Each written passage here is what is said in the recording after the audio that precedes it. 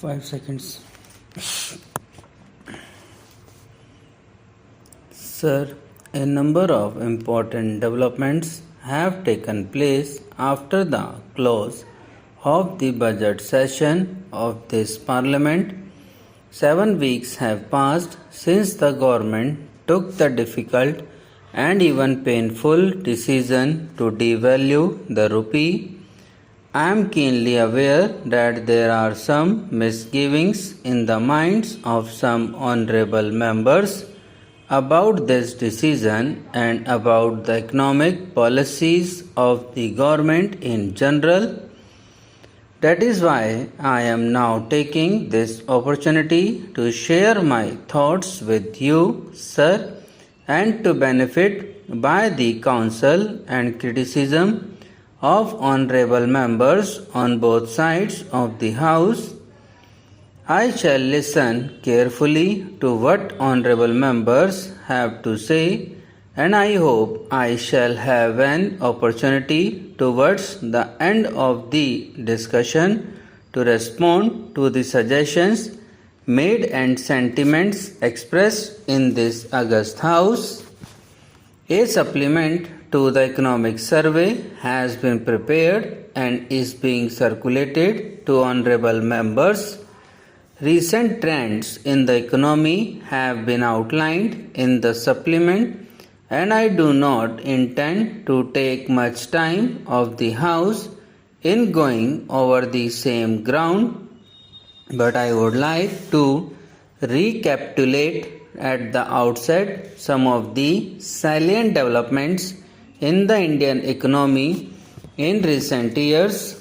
Sir, when I presented the budget early this year, I had occasion to say that in many ways the year that was then drawing to a close had been a very difficult one. On the latest reckoning, agricultural production declined by nearly 15%. In 1965-66, industrial production increased by only 3% and total national income in real terms declined by about 4%. It is not surprising that in the face of such a sharp reduction in real resources, prices increased by as much as 15% in 1 year and exports declined marginally in spite of growing assistance to them. We had to tighten import restrictions further even in respect of essential raw materials and components. In the meanwhile, our repayment obligations were rising steadily so that we had to borrow $187 million from the International Monetary Fund last April. In a sense, the difficulties that we have been experiencing of late began to gather momentum towards the middle of the third plan period. The rate of growth of the economy in the third plan was a very modest one. During 1963-64 and again in 1964-65, there was a spurt in both industrial and agricultural production, and national income in real terms increased by nearly 13% in these 2 years. There were also signs towards the middle of the third plan period of a distinct improvement in the balance of payments, both as a result of the increase in exports and greater utilization of external aid.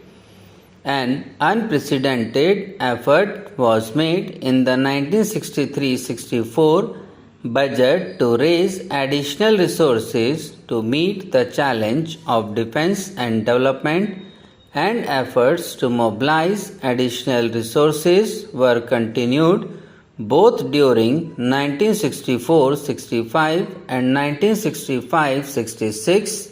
In the event, however, these efforts did not prove adequate to meet the additional demands arising from the expenditure on defense and development.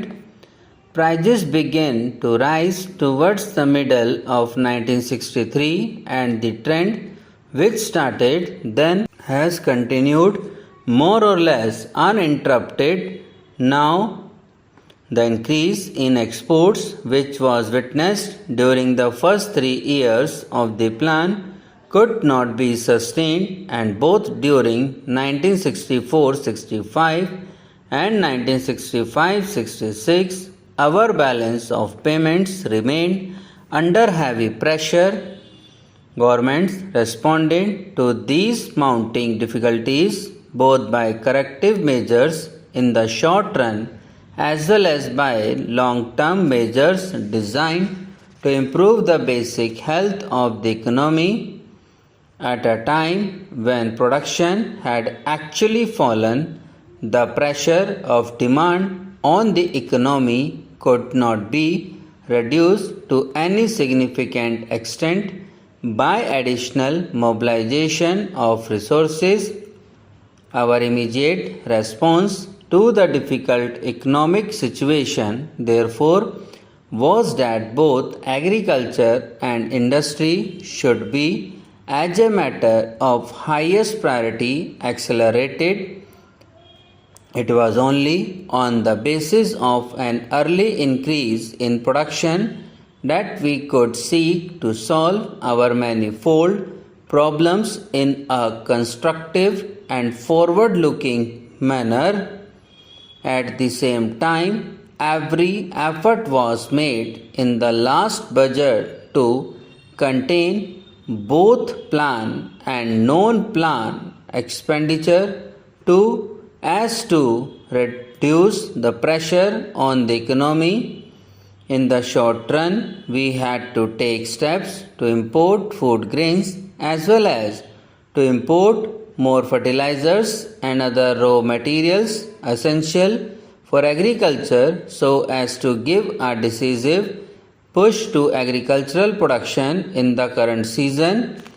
As I explained in my budget speech, it was the view of the government that despite the difficulties foreign exchange situation, it would be self-defeating to maintain the severity of our import restrictions.